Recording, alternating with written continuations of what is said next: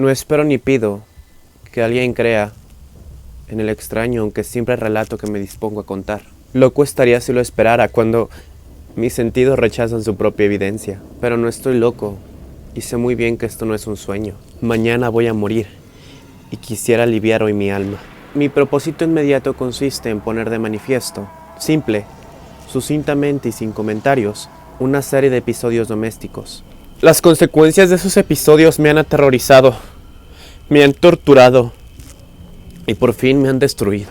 Pero no intentaré explicarlos. Si para mí han sido horribles, para otros resultarán menos espantosos que barrocos. Más adelante, tal vez, aparecerá alguien cuya inteligencia reduzca mis fantasmas a lugares comunes. Una inteligencia más serena, más lógica y más excitable que la mía, capaz de ver en las circunstancias que temerosamente contaré una vulgar sucesión de causas y efectos naturales. Desde la infancia me destaqué por la docilidad y bondad de mi carácter. La ternura que abrigaba mi corazón era tan grande que llegaba a convertirme en objeto de burla para mis compañeros. Me gustaban especialmente los animales, y mis padres me permitían tener una gran variedad. Pasaba a su lado la mayor parte del tiempo, y jamás me sentía más feliz que cuando les daba de comer y los acariciaba. Este rasgo de mi carácter creció conmigo, y cuando llegué a la virilidad, se convirtió en una de mis principales fuentes de placer. Aquellos que alguna vez han experimentado cariño hacia un perro fiel y sagaz, no necesitan que me molesten explicarles la naturaleza o la intensidad de la retribución que recibía. Hay algo en el generoso y abnegado amor de un animal que llega directamente al corazón de aquel que con frecuencia ha probado la falsa amistad y la frágil fidelidad del hombre. Me casé joven y tuve la alegría de que mi esposa compartiera mis preferencias. Al observar mis gustos por los animales domésticos, no perdía la oportunidad de procurarme los más agradables de entre ellos. Teníamos pájaros, peces de colores, un hermoso perro, conejos, un monito y un gato. Este último era un animal de notable tamaño y hermosura, completamente negro y de una sagacidad asombrosa. Al referirse a su inteligencia, mi mujer, que en el fondo era un poco supersticiosa, aludía con frecuencia a la antigua creencia popular de que todos los gatos negros eran brujas metamorfoseadas. No quiero decir que lo creyera seriamente, solo menciono la cosa porque acabo de recordarla. Plutón, tal era el nombre del gato, se había convertido en mi favorito y mi camarada. Solo yo le daba de comer y él me seguía por todas partes en casa. Me costaba mucho impedir que anduviera atrás de mí en las calles. Nuestra amistad duró hace unos cuantos años, en el curso de los cuales, enrojezco al confesarlo, mi temperamento y mi carácter se alteraron radicalmente por culpa del demonio, intemperancia. Día a día me fui volviendo más melancólico, irritable e indiferente a los sentimientos ajenos. Llegué incluso a hablar descomedidamente a mi mujer y terminé por infligirle violencias personales. Mis favoritos, claro está, sintieron igualmente el cambio de mi carácter. No solo los descuidaba, sino que llegué a hacerles daño.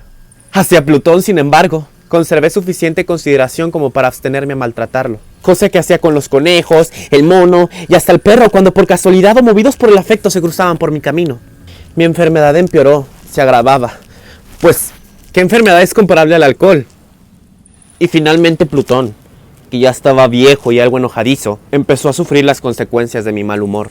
Una noche en que volví a casa completamente embriagado, después de una de mis correrías por la ciudad, me pareció que el gato evitaba mi presencia. Lo alcancé en brazos, pero asustado por mi violencia, me mordió ligeramente la mano. Al punto se apoderó de mí una furia demoníaca que ya no supe lo que hacía. Fue como si la raíz de mi alma se separara de golpe de mi cuerpo. Una maldad más que diabólica, alimentada por la ginebra, estremeció cada fibra de mi ser. Sacando el bolsillo del chaleco contra plumas, lo abrí mientras sujetaba al pobre animal por el pescuezo. Y deliberadamente le hice saltar un ojo. Enrojezco, me abrazo. Tiemblo mientras cuento tan condenada atrocidad. Cuando la razón retornó con la mañana, hube disipado en el sueño los vapores de la orgía nocturna. Sentí que el horror se mezclaba con el remordimiento ante el crimen cometido. Pero mi sentimiento era débil y ambiguo. No alcanzaba a interesar a mi alma. Una vez más me hundí en los excesos, y muy pronto ahogué en vino los recuerdos de lo sucedido. El gato, entre tanto, mejoraba poco a poco. Cierto que la órbita donde faltaba el ojo presentaba un horrible aspecto, pero el animal no parecía sufrir ya. Se paseaba como de costumbre por la casa, aunque como es de imaginar, oía aterrorizado al verme. Me quedaba aún bastante de mi antigua manera de ser para sentirme agraviado por la evidente antipatía de un animal que alguna vez me había querido tanto. Pero ese sentimiento no tardó en cederle paso a la irritación. Y entonces, para mi caída final e irrevocable, se presentó el espíritu de la perversidad. La filosofía no tiene cuenta en este espíritu, y sin embargo, tan seguro estoy de que mi alma existe como de que la perversidad es uno de los impulsos primordiales del corazón humano, una de las facultades primarias, indivisibles, uno de esos sentimientos que dirigen el carácter del hombre. ¿Quién no se ha sorprendido a sí mismo 100 veces en momentos en que cometía una acción tonta o malvada por la simple razón de que no debía cometerla? No hay en nosotros una tendencia permanente que enfrenta descaradamente el buen sentido, una tendencia a transgredir lo que constituye la ley por el solo hecho de serlo. Este espíritu de perversidad se presentó, como he dicho, en mi caída final. El insondable anhelo que tenía mi alma de vejarse a sí misma, de violentar su propia naturaleza, de hacer mal por mal mismo, me incitó a continuar y finalmente a consumar el suplicio que había infligido a la inocente bestia. Una mañana, obrado a sangre fría, le pasé un lazo en el pescuezo y lo ahorqué en la rama de un árbol. Lo ahorqué mientras mis lágrimas manaban de mis ojos y el más amargo remordimiento apretaba el corazón. Lo ahorqué porque recordaba que me había querido y porque estaba seguro que no me había dado motivo para matarlo. Lo ahorqué porque sabía que al hacerlo cometía un pecado mortal que comprometería mi alma hasta llevarla, si ello fuera posible, más allá del alcance de la infinita misericordia del Dios más misericordioso y más terrible.